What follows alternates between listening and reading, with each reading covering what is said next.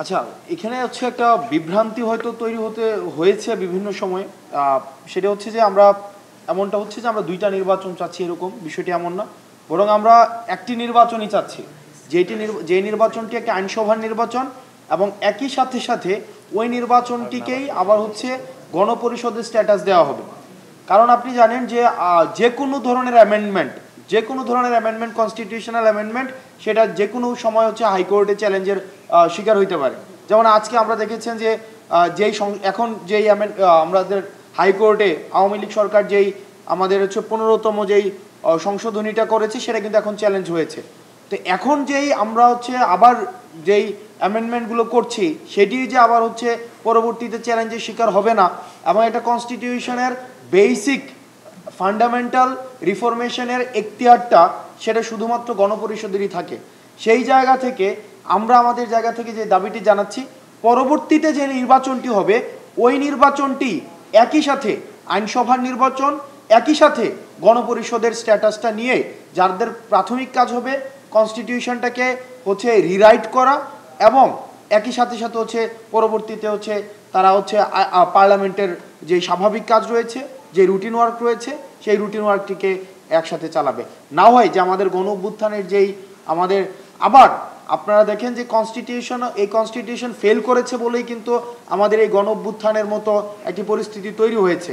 তো সুতরাং এটির জন্য আর পুনরাবৃত্তি না হয়, সেটির জন্য হচ্ছে আমরা আমাদের জায়গা থেকে এই বিষয়টি বারবার করে পুনরাবৃত্তি করছি। ঐক্য পৌঁছানো তো হচ্ছে যে আমাদের আলোচনার মধ্য দিয়ে ঐক্য পৌঁছাতে হবে। এটা ঐক্য তো হচ্ছে এটা দলীয় স্বার্থে না, এটা জাতীয় স্বার্থে। আমাদেরকে একটি বিষয় মাথায় রাখতে হবে যে শুধুমাত্র আমাদের এই অভ্যুত্থানটাকে, কেন অভ্যুত্থানটি হয়েছে সেটা মাঝে মাঝে মনে হয় যে এই বিষয়টাকে আমাদের একটু রিভিজিট করতে হবে, যে অভ্যুত্থানটার কারণ কি। কারণ একচ্ছত্র ক্ষমতার ভারসাম্য না থাকা, এবং আমরা যদি একই ফ্রেমওয়ার্কে আবার আমরা একটা ডেমোক্রেটিক ট্রানজিশনের দিকে যাই, সেটি কিন্তু কতটা সাস্টেনেবল হবে এটি কিন্তু প্রশ্নবিদ্ধ। সেই জায়গা থেকে জাতীয় স্বার্থে আমাদের রাজনৈতিক দলগুলোকে বৃহৎ স্বার্থে আমাদের ঐক্যমত্যে পৌঁছাইতে হবে। ঐক্যমত্য কমিশনের সাথে আমরা আজকে বসেছি, সেখানে ইতিমধ্যে আমাদের অনেক বিষয় আলোচনা হয়েছে। 166টা বিষয়ের মধ্যে আপনারা ইতিমধ্যেই জানেন আমরা 129টা বিষয় আমরা একমত হয়েছি, কিন্তু যেসব বিষয়ে আমরা একমত হয়েছি সেসব বিষয়ে আমাদের অবজারভেশন রয়েছে, আমরা নোট দিয়েছি, যে সংযোজন, বিয়োজন, এইসব বিষয়ে আমরা নোট দিয়েছি আমাদের পক্ষ থেকে। মূলত এখনো পর্যন্ত আমরা 3টা বিষয়ে আমরা কথা বলেছি। আমরা এখনো পর্যন্ত প্রথম যে বিষয়টা নিয়ে আমরা কথা বলেছি সেটি হচ্ছে যে প্রোটেকশন অফ সিটিজেন। আমরা দেখেছি যে নাগরিকদের যে নিরঙ্কুশ যেই রাষ্ট্রের মধ্যে যেই অধিকারগুলো রয়েছে, সেটি নিরঙ্কুশ অধিকার কখনোই হচ্ছে আমাদের এই রাষ্ট্রে স্বাধীনতা পরবর্তী সময়ে কখনোই স্বীকৃত হয়নি। সেই সব বিষয় নিয়ে আমরা হচ্ছে একদম ডিটেইল আমরা কথা বলছি। দ্বিতীয় যে বিষয়টি সেটি হচ্ছে আমাদের পিসফুল ট্রানজিশন অফ পাওয়ার। আমরা দেখেছি যে রাষ্ট্রের যখনই এই পাওয়ার ট্রানজিশনের একটি সময় এসছে, তখনই হচ্ছে একটি গৃহযুদ্ধ পরিস্থিতির সৃষ্টি হয়েছে প্রতিনিয়ত। তো একটা সরকার থেকে আরেকটা নির্বাচিত সরকারের যে ট্রানজিশনটা কিভাবে হবে, এই বিষয়টা নিয়ে হচ্ছে মূলত সবচেয়ে বেশি আলোচনা হচ্ছে, যাতে করে আমরা অতীতের আমাদের যেই জাতীয় যে দুঃখ স্মৃতিগুলো রয়েছে সেগুলোকে আমরা হচ্ছে আর কখনোই পুনরাবৃত্তি না হয়, এই বিষয়গুলো নিয়ে আমাদের কথা হচ্ছে। তৃতীয়ত যে বিষয়টি সেটি হচ্ছে যে আমাদের দেখেছেন যে আমাদের সংসদের স্থিতিশীলতার নামে যেই আমাদের ভয়েস মাস্ক করে রাখা হয়েছে আর্টিকেল 70, সেটি নিয়ে কথা হচ্ছে, যেটির মধ্য দিয়ে আমরা হচ্ছে সংসদের একই সাথে স্থিতিশীলতা, সংসদ সদস্যদের স্বাধীনতা এবং আমাদের সংসদকে কার্যকর আরও বেশিভাবে কিভাবে করা যায়, এই বিষয়গুলো নিয়ে হচ্ছে এখনো পর্যন্ত আলোচনা হচ্ছে।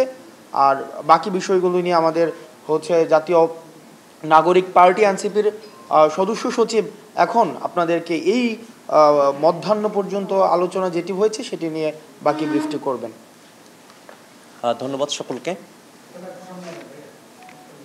আমরা এখনো পর্যন্ত সংবিধানের যে আলোচনা, সে আলোচনাটুকু করছি।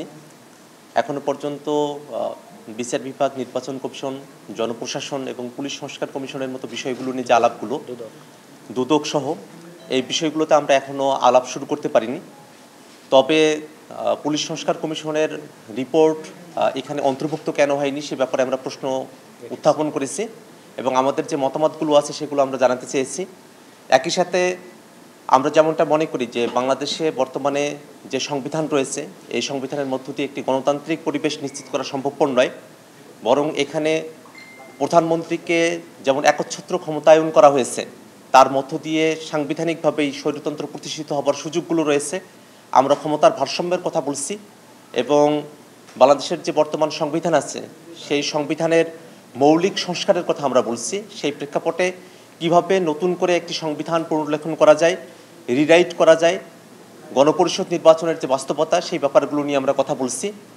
সংবিধানের মধ্যে ইতিমধ্যে আমরা যে বিষয়গুলো নিয়ে কথা বলেছি, নাগরিকদের যে মৌলিক অধিকার সেটা যেন নিরঙ্কুশ হয় এবং আমাদের ক্ষমতার হস্তান্তরের প্রক্রিয়া যেন শান্তিপূর্ণ হয়।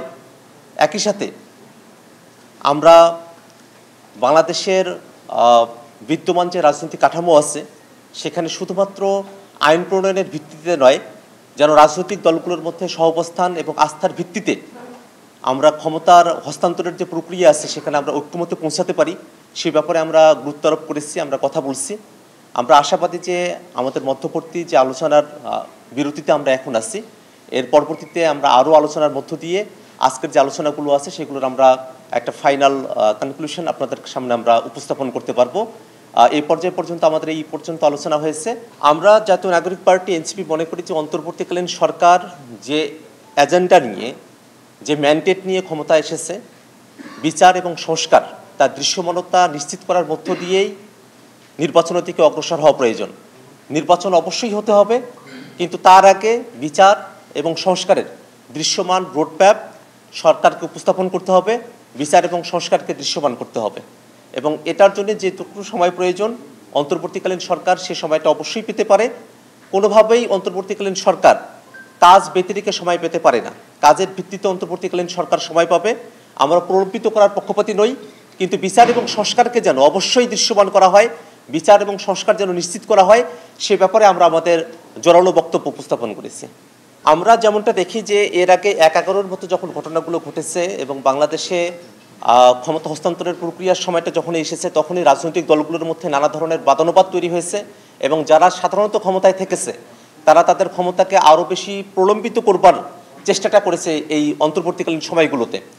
সে জায়গায় আমরা প্রাথমিক যে প্রস্তাবনা দিয়েছি যে অন্তর্বর্তীকালীন যে সরকারগুলো হবে বা তত্ত্বাবধায়ক যে সরকারগুলো হবে সে নামকরণের ক্ষেত্রে অবশ্যই সেটাকে নির্বাচনকালীন তত্ত্বাবধায়ক সরকার বা নির্বাচনকালীন অন্তর্বর্তীকালীন সরকার, নির্বাচন শব্দকে এর সঙ্গে যুক্ত করে নির্বাচনের দায়িত্বটাই যে তারা শুধুমাত্র পালন করবেন এই দিকে আমরা গুরুত্ব আরোপ করেছি। কিন্তু সেই নির্বাচনকালীন অন্তর্বর্তী সরকার বা নির্বাচনকালীন তত্ত্বাবধায়ক সরকারের রূপরেখা কীরকম হতে পারে, সেখানে প্রধান উপদেষ্টা হিসেবে কারা দায়িত্ব পালন করতে পারেন, সেই ব্যাপারে আমরা পূর্ণাঙ্গ বিস্তারিত আলাপ আলোচনা করছি। আমরা পরবর্তীতে এই মুহূর্তে আমাদের সেই আলোচনাটা চলছে। আমরা আপনাদের যখন আমরা প্রস্তাব করেছিলাম তখন আমাদের অবস্থানটা ছিল যে একজন ব্যক্তি সর্বোচ্চ 2 বার প্রধানমন্ত্রী হতে পারবেন, আমরা এখনো ওই অবস্থানেই আছি।